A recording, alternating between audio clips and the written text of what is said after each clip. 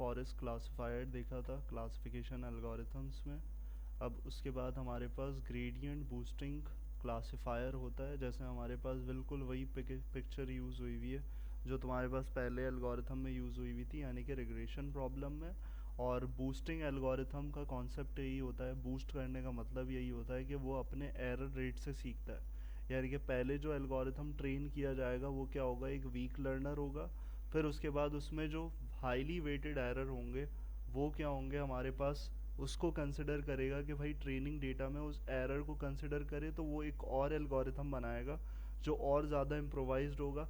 तो इसी तरीके से वो इम्प्रोवाइजेशन क्या करता रहता है, वो बूस्ट अपने आप को करता रहता है कि भाई हमारे जो एरर्स हैं वो कम से कम होते जाएं। हर ट्रेनिंग में एरर्स जो हैं वो कम से कम होते जाएं। और वो कंसिडर क्या करता है, एरर्स को करता है, एरर्स को देखता है और उन एरर्स को लेके क्या करता है, ट्रेन करता है, ताकि हमारे पास जो ज़्यादा से ज़्यादा आगे बढ़ता जाए एल्गोरिथम तो वो मोर एक्यूरेट प्रिडिक्शन की तरफ बढ़ता जाए। क्लियर? तो ये बूस्टिंग क्लासिफिकेशन में भी यही होता है जैसे रिग्रेशन में था। सही। तो यहाँ पर हमारे पास हमें यूज़ किस तरीके से करना होता था, यहाँ पर भी सारे पैरामीटर सेम है। यहाँ पर सिर्फ हमारे पास लाइब्रेरी डिफरेंट है। जो रिग्रेसर की लाइब्रेरी थी वो यहाँ पर हमारे पास आ रही है, import gradient boosting classifier.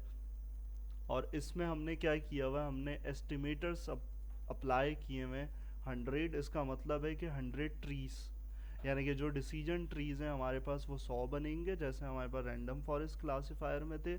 Learning rate की बात हमने पहले भी समझी थी कि भाई वो लर्निंग रेट हमारे पास कम से कम होना चाहिए, ताकि आराम से, अगर हम इस वैल्यू को ज़्यादा देते हैं इसका मतलब है तुम बोल रहे हो कि अपने एल्गोरिथम को जल्दी ट्रेन करो। क्लियर? और अगर हम वैल्यू कम देते हैं तो इसका मतलब है तुम कह रहे हो कि भाई अपने एल्गोरिथम को स्लो ट्रेन करो, ताकि जितने भी प्रॉज एंड कॉन्स हैं वो सब नज़र आ जाए एल्गोरिथम को। क्लियर? तो यहाँ 0.1 है, इसका मतलब है मैं बोल रहा हूँ लेज़ी। लेज़ी लर्नर का मतलब है वो हर एक्सपेक्ट को देख के क्या करेगा, लर्न करेगा, तो वो ज़्यादा बेहतर होगा बजाय इसके कि मैं जल्दी फास्ट एग्जीक्यूशन कर दूं, अपने लर्निंग रेट को क्या कर दूं, बढ़ा दूं। क्लियर? तो यही होता है कि लर्निंग रेट में हमेशा स्मॉलेस्ट वैल्यूज़ पास की जाती हैं ताकि हमारा एल्गोरिथम जो है वो सही चीज़ों को गेट कर सके। फिर मैक्स डेप्थ है, यानी कि कितना बड़ा ट्री होना चाहिए, वो हमने कितनी रखी हुई है, max depth is equals to 3 रखी हुई है। और फिर हमारे पास रैंडम स्टेट है। तो ये सारी चीज़ें हमारे पास ग्रेडियंट बूस्टिंग क्लासिफायर के अंदर एग्जिस्ट कर रही हैं और इस पर ट्रेन करना है हमने, और देन हमारे पास इसकी प्रेडिक्शन आ जाएगी एक्सट्रेस पे और उसकी एक्यूरेसी स्कोर क्लासिफिकेशन रिपोर्ट आ जाएगी। तो इस तरीके से हमारे पास एक्यूरेसी आ रही है 0.68 64 68%। और फिर उसको हम कंपैरिजन कर लेंगे, बहुत सारी चीज़ें, वही रिपीटेशन पार्ट है। क्लियर? तो ये ग्रेडियंट बूस्टिंग क्लासिफायर है, ये इसको इम्प्लीमेंट कर लोगे, उसका स्क्रीनशॉट ले लो, और ताकि आगे उसके बाद हमारे पास नेक्स्ट हम साथ साथ समझ लें, ताकि उसको भी साथ साथ तुम क्या कर लो, इम्प्लीमेंट करवा लो। इसको भी हमने रिग्रेशन में समझा था, रिग्रेशन प्रॉब्लम में हमने देखा था हमने, लेकिन उस प्रॉब्लम को सिर्फ शफल करना है इस KNN क्लासिफायर के अंदर, यानी कि के नियरेस्ट नेबर क्लासिफायर। पहले रिग्रेसर था, अब क्लासिफायर में आ चुका है। प्रॉब्लम वही है, वही सवाल है जो तुमने रिग्रेसर में देखा था, सिर्फ हमारा टारगेट वेरिएबल चेंज हो जाएगा। पहले हम टारगेट वेरिएबल किसको ले रहे थे, पहले टारगेट वेरिएबल ले रहे थे वेट को, क्योंकि हमारे पास प्रॉब्लम थी रिग्रेशन। अब किसको लेंगे, अब लेंगे फ्रूट को, यानी कि क्लासिफाई करना है कि आया कि वो एप्पल है, मैंगो है, या फिर बिग वाटरमेलन है, कौन सा फ्रूट है। तो ये काम करेगा क्लासिफायर, ये रिग्रेसर काम नहीं कर सकता। क्लियर? फॉर्मूला वही होगा, फॉर्मूले की बात हमने करी थी इसमें, इक्विलिटियन डिस्टेंस फॉर्मूला। तो ECD फॉर्मूला होता है, उसको अप्लाई किया जाता है। तो यहाँ पर देखो हमारे पास क्या है कि भाई एक नया फ्रूट क्लासिफाई करना है, उसका वेट है 180 ग्राम और कलर है रेड। तो अब क्या है, हमें डिटरमाइन करना है कि भाई वो फ्रूट कौन सा होगा। तो यही चीज़ एल्गोरिथम गेट करेगा, सही, इन दो फीचर्स की बिना पर। तो ये कैसे करता है उसकी हमने बात समझी थी कि भाई सबसे पहली चीज़ एल्गोरिथम को क्या देना होता है कि कितने नंबर ऑफ नेबर्स जो हैं वो तुमने देखने हैं। आया कि हमारे पास ट्रेनिंग डेटा में 5 आते हैं और उसमें से वो 5 में से 3 को सिलेक्ट करेगा, किसके लिए, चेक करने के लिए कि किसका ज़्यादा है वोट। क्लियर? किसका ज़्यादा वोट है, तो वो चीज़ हमारे पास क्या होगी, वो चीज़ हमारे पास फाइनलाइज की जाएगी। तो हमारे पास यहाँ बेस्ट वैल्यू क्या होती है, 3, 5, 15 तक जाती है, इससे ज़्यादा तुम्हारे पास नहीं होती, वो तुम अपने डेटा के हिसाब से करोगे। और जो फॉर्मूला हमारे पास होता है वो फॉर्मूला ये होता है, x2 माइनस x1 का whole square plus y2 minus y1 का होल स्क्वायर। क्लियर? तो ये यूक्लिडियन डिस्टेंस फॉर्मूला है, इसके ऊपर काम करता है ये। हाँ, कलर के लिए हमें क्या करना पड़ेगा, कलर के लिए इनकोडिंग अप्लाई करनी पड़ेगी। जो हम बात करते हैं कि भाई हमारे पास क्या होना चाहिए, इनकोडेड होना चाहिए, यानी कि ऑरेंज, रेड और ग्रीन जो है वो 1 to 3 इनकोड है।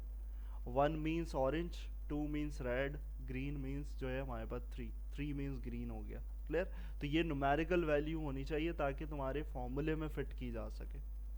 ट्रेनिंग डेटा हमारा ये है। हमने रिग्रेशन प्रॉब्लम में भी देखा था कि हर ट्रेनिंग डेटा पे क्या करता है, वो यूक्लिडियन डिस्टेंस फार्मूला अप्लाई करता है, यानी कि पहले इस पे करेगा, फिर इस पे करेगा, फिर इस पे करेगा, इन सब पे करेगा। तो हमारे पास ट्रेनिंग डेटा सेट कितना है, 5 का है। तो 5 पे हमने बोला कि भाई ये प्रेडिक्शन करनी है। वेट दिया 155 ग्राम, और मैंने बोला कलर क्या है, इनकोडेड एज 2, यानी कि रेड दिया है लेकिन उसका मतलब क्या है, 2, न्यूमेरिकल वैल्यू।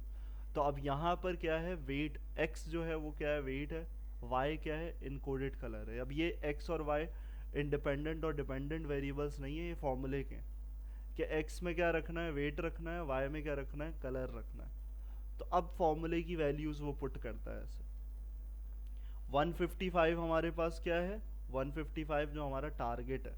तो यहाँ पर जो वैल्यूज आती हैं वो कौन सी होती हैं, वो जो हम करना चाह रहे हैं प्रोडिक्ट। तो यहाँ पर भी इसी तरीके से दिया, ये जो है हमारी वैल्यू ये डेटा सेट की है जो ऊपर आ रही है कि भाई 150 ग्राम रखा हुआ है, 2 है, और पता भी है एप्पल है। एप्पल है क्योंकि हमें सुपरवाइज लर्निंग में यही होता है कि हमारे लेबल डेटा मौजूद होता है, एल्गोरिथम को पता होता है, उसके हिसाब से बताता है, वो चेक करता है। तो यहाँ क्या आंसर आया, 5 आ गया। दूसरे में हमारे पास इसी तरीके से सेम सिनेरियो हुआ, उसमें हमारे पास अप्रॉक्सीमेट वैल्यू 15.3 समथिंग आ गई। तीसरे में भी ऐसे ही करेंगे, चौथे में भी ऐसे ही होगा, पांचवें में भी। जितना ट्रेनिंग डेटा है, यानी कि हमारे पास अगर 80,000 है तो वो 80,000 पे वो फॉर्मूला अप्लाई करेगा तुम्हारी चेकिंग कंडीशन पे। क्लियर? और उसमें से तुमने जो के नियरेस्ट नेबर देखा है, अगर तुमने 3 दिया है तो वो 3 करीब वालों को देखेगा। तो यहाँ 3 करीब वाले कौन से आ रहे हैं, यहाँ उसने देखा मेरा आंसर में 5 आ रहा था, 5.10 और 10, ये नियरेस्ट है। यहाँ देखो, यहाँ पर 5.10 आ रहा है, यहाँ 10 है, यहाँ 344 भी आ रहा है, बहुत आगे का नंबर है, और यहाँ 15 आ रहा है। तो इसमें जो नियरेस्ट वैल्यूज हैं वो क्या है, 5, 10 और 5.10, 5.10। तो इन तीनों नेबर्स को उठा लिया उसने। मैं अगर 5 देता तो पाँचों को 5 को लेना पड़ता, और वो यहाँ इस केस में सूटेबल होता ही नहीं क्योंकि 5 ही ट्रेनिंग डेटा है। तो यहाँ देखो मेजॉरिटी क्या है, नियरेस्ट लेबल्स में हमारे पास 2 दफ़ा एप्पल आ रहा है, 1 दफ़ा ऑरेंज आ रहा है। तो अब इसका मतलब है वो मेजॉरिटी वोट पे करेगा, जैसे रैंडम फॉरेस्ट क्लासिफायर करता है। सही, वो आंसर्स के वोट पे करता है, वो डिसीजन ट्री के आंसर्स पे करता है, और यहाँ पर यूक्लिडियन डिस्टेंस के आंसर्स पे कर रहा है कि भाई एप्पल के 2 वोट्स हैं, ऑरेंज का 1 वोट है, इसका मतलब है ऑरेंज को हटा दिया जाएगा। ये तुम्हारा फाइनल प्रेडिक्टेड लेवल होगा एप्पल, यानी कि उसने बोला कि भाई जो तुमने वेट दिया था और कलर दिया था, इसका मतलब है भाई वो एप्पल से मैच हो रहा है। तो वो चीज़ देखो कि कलर हमने रेड ही पास किया था, जो फॉर्मूला है वो जस्टिफाई कर रहा है इस चीज़ को कि भाई फाइनल आंसर जो है वो बिल्कुल सही आ रहा है। सही, उसने आइडेंटिफिकेशन सही करी है। बात क्लियर है? तो इसको भी हमारे पास हम यहाँ देख लेते हैं कि हमारा के नियरेस्ट नेबर क्लासिफायर जो है वो किस तरीके से चल रहा होता है।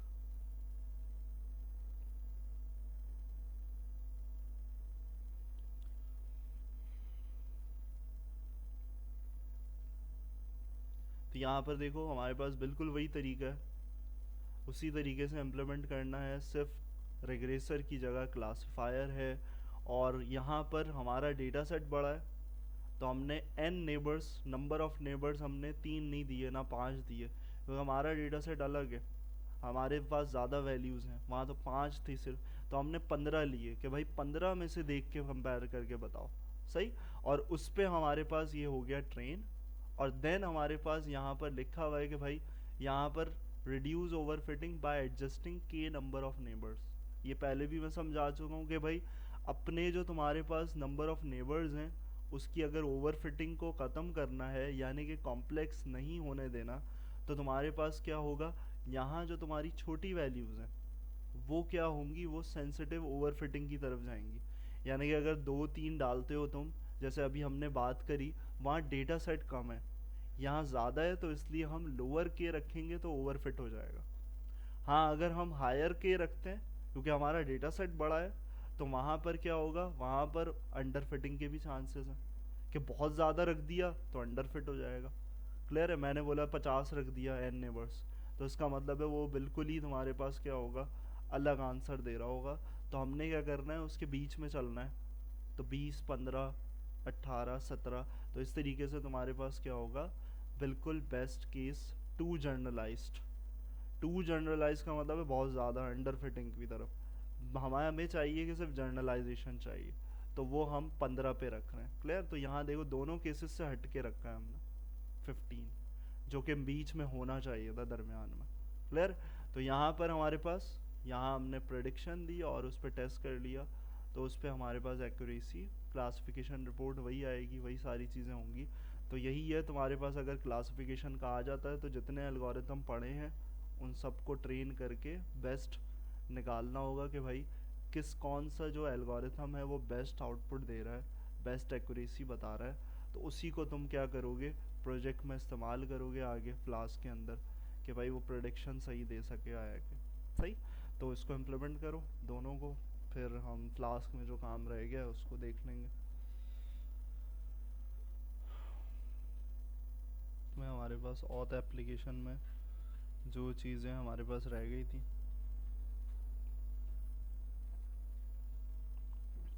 उसको यहाँ पर देख लेते हैं। हमने लास्ट क्लास में कवर किया था लॉगिन का पूरा राउट। लॉगिन में हमारे पास किस तरीके से होगा, कैसे यूज़र मिक्सन क्लास और जो उसका फंक्शन है वो किस तरीके से एग्जीक्यूटेबल होगा। अब इसके बाद हमारे पास एक और फंक्शन जो मौजूद है वो क्या है, हमारा लॉग आउट का। तो हमने यहाँ पर राउट बनाया हुआ है, राउट मेंशन किया हुआ है लॉग आउट का, और उसके बाद जो उसकी लाइब्रेरी का फंक्शन मौजूद है तो उसको हमने यूज़ किया हुआ है लॉग इन रिक्वायर्ड। यानी कि लॉग आउट जब भी हो सकता है जब क्लास की लाइब्रेरी जो है वो ये इजाज़त दे चेक करके कि भाई log in required, log in है या नहीं है, तब ये फंक्शन तुम्हारे पास चलेगा। तो इससे पहले अपने बनाए हुए फंक्शन से पहले तभी इसको कॉल किया हुआ है। और लॉग आउट में तुम्हारे पास फंक्शन जो ऊपर इंपोर्ट किया हुआ है हमने, वही चीज़ तुम्हारे पास यहाँ पर आ रही है, जो हमने इतने सारे फंक्शंस जो हैं वो फ्लास्क लॉगिन लाइब्रेरी से यूज़ करवाए हुए थे, वही हमारे पास यहाँ पर इस्तेमाल। तुम क्यों हिलजुल करते हो भाई, जब मैं लेना शुरू करता हूँ उसी वक्त कीबोर्ड हिल रहा है, ये हिल रहा है, पता नहीं क्या कर रहे हो। तो flash message log out user function execute होगा, यानी कि सेशन जितना भी बना हुआ होगा वो सब ख़त्म हो जाएगा, और देन फ्लैश मैसेज पास हो जाएगा, you have been logged out. और हमारे पास आगे जो है वो येलो कलर के लिए हमने इन्फो का यूज़ किया है ताकि हमारे पास वो वाली कैटेगरी यूज़ हो जाए। और फिर उसके बाद रिटर्न रीडायरेक्ट यूआरएल फॉर, और फिर हमारे पास कहाँ जाना है, हमें इंडेक्स पे जाना है। तो इसके लिए जो हमारे पास इम्पॉर्टेंट चीज़ है वो क्या होना चाहिए, वो हमारे पास ये व्यू होना चाहिए। अगर ये व्यू हमारे पास होगा index dot H T M L, तो हमारे पास हम क्या कर सकते हैं, लॉगिन रजिस्ट्रेशन का जो वो काम है, और वहाँ पर हमारे पास अगर हमें शो करवाना है कि भाई आया कि यूज़र एग्जिस्ट करता है या नहीं करता, तो हमें क्या करना है, हमें कुछ इस तरीके से मेंशन करना पड़ेगा। अब तुम्हें यहाँ पर देखो कुछ चीज़ें अलग नज़र आ रही हैं, वो क्या चीज़ें हैं वो यहाँ हमें देखनी है कि हमारे पास ये भी क्लास ही प्रोवाइड कर रही है फ्लास्क की, जिसके थ्रू हम यहाँ पर ये सारी चीज़ें कर सकते हैं। ये तो एक चीज़ सिंपल तुम्हें पता चल रही है कि तुमने लॉग आउट का फंक्शन कॉल कर दिया बस। ये तो आसान सा काम है जैसे तुम पीएचपी वगैरह में करते हुए आ रहे थे। लेकिन ये क्या है, हमें नेम कैसे गेट होगा, हमें सेशन के थ्रू कैसे चीज़ें मिलेंगी, तो उसके लिए हमारे पास यहाँ पर मौजूद है ऊपर कि हम किस तरीके से अपनी चीज़ों को गेट करवा सकते हैं। तो यहाँ देखो राउट में जब राउट ओपन करने के लिए बनाया गया है तो वहाँ पर एक चीज़ डिफ़ाइन करी हुई है, इंडेक्स फंक्शन, जब भी इंडेक्स चल रहा है तुम्हारा, index dot H T M L इसी वजह से रेंडर होगा। अगर तुम इंडेक्स बनाओगे तो गेट इसी वजह से होगा। वहाँ क्या कर रहे हो, वहाँ प्रिंट करवा रहे हो। अच्छा ये चीज़ क्या है, ये सिर्फ प्रिंट करवाने के लिए यहाँ पर कि भाई ऑथेंटिकेटेड यूज़र है कौन। तो उसके लिए भी तुम्हारे पास तुम्हारा एग्जिस्टिंग लाइब्रेरी में फंक्शन मौजूद है करंट यूज़र और डॉट इज़ ऑथेंटिकेटेड।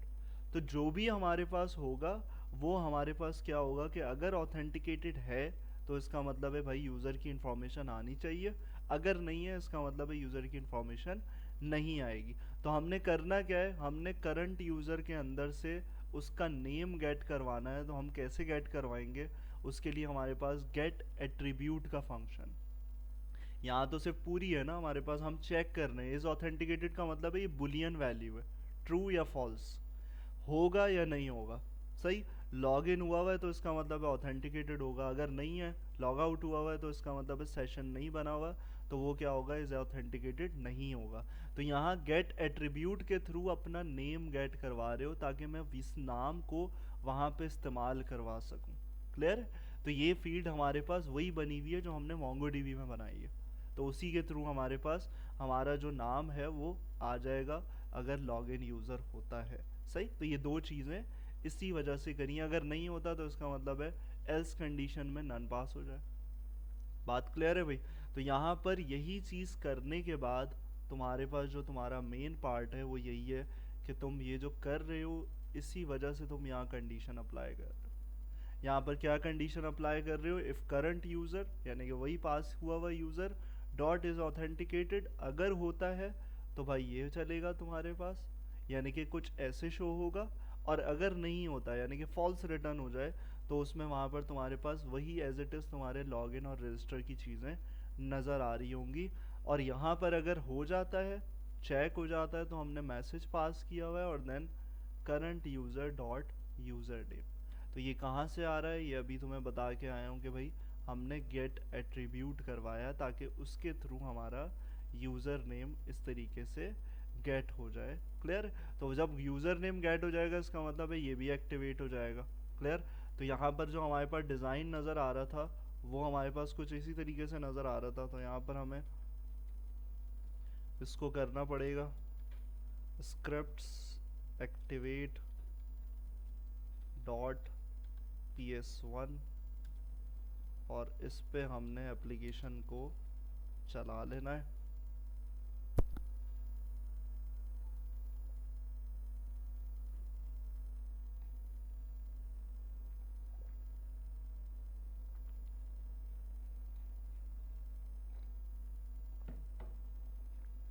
सही है। तो यहाँ पर हमारे पास ये वाली कंडीशन चल रही होगी। तो देखो इंडेक्स पे जो तुम्हारे पास राउट आ रहा है वो इस तरीके से आ रहा है कि भाई लॉगिन रजिस्टर आ रहा है, यानी कि अभी इज ऑथेंटिकेटेड यूज़र एग्जिस्ट नहीं करता। लॉगिन करने के बाद हो जाता है तो हमारे पास क्या होगा, हमारे पास वहाँ पर मैसेज रीडायरेक्ट हो जाएगा। अब पता नहीं कौन सा यूज़र हमारे पास था, दूसरा ही कर लेते हैं कोई, सैयद जाजिब 456।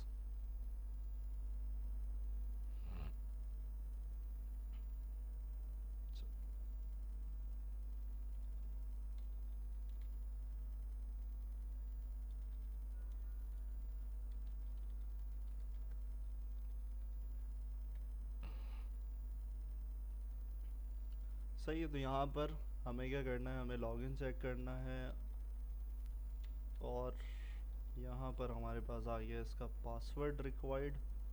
और देन चेक करके हमारे पास इज़ ऑथेंटिकेटेड अगर हमारे पास क्या हुआ, ट्रू हुआ, तो वहाँ पर हमारे पास कंडीशन दूसरी चली अब, यानी कि वो करंट यूज़र हमारे पास इस तरीके से एल्स इफ़ पे नहीं जा रहा, अब वो इफ़ कंडीशन पे आ रहा है और इस तरीके से हमें यहाँ गेट करवा के दे रहे हैं। यानी कि सारी लाइब्रेरीज़ का काम है, सब फंक्शंस का काम है और उसी के थ्रू तुम्हारे पास ये वाली सारी चीज़ें गेट हो रही हैं। तो तुम्हें यहाँ पर पहले index dot H T M L template बना के रखोगे और ये जो राउट है इसमें तुम लॉगिन और रजिस्टर को इनेबल्ड करोगे, अगर पहले से किया हुआ है तो सही है, अच्छी बात है। और फिर उसके बाद तुम्हारे पास जो नीचे है ये वाला लॉगिन रिक्वायर्ड वाला लॉग आउट का ये बनाओगे और देन तुम्हारे पास इस तरीके से पूरा ये वाला काम होगा। हमारे पास हों पहले से, ताकि उस वक्त हमें ये ज़रूरत ना पड़े करने की। सही, तो वो क्या चीज़ है, वो हमारे पास फाइनली हमने ऑथ एप्लीकेशन का पार्ट देखा, ऑथ एप्लीकेशन बनाई। अब उसमें हमारे पास हम जो मॉडल इतने टाइम से बना रहे थे, चाहे वो कोई भी मॉडल हो, कोई भी एल्गोरिथम से ट्रेंड हुआ हुआ हो, तो उसका एक तरीका होता है कि हमें क्या करना होता है, हमें मॉडल की एक फ़ाइल बनानी होती है, जो मैं पहले बताता था कि पिक्कल फ़ाइल होती है। तो उसको हमें क्या करना है, हमने जब मॉडल पूरा ट्रेन कर लिया, जैसे तुम्हारे पास कोई भी फाइल होगी, जैसे कोई भी फाइनल तुम मॉडल लोगे, परफेक्ट मॉडल लोगे, उसको किस तरीके से करोगे, उसको करोगे तुम यहाँ पर इस तरीके से कि भाई सबसे पहले अपनी मॉडल की डायरेक्टरी बता दो कि कहाँ सेव करना है।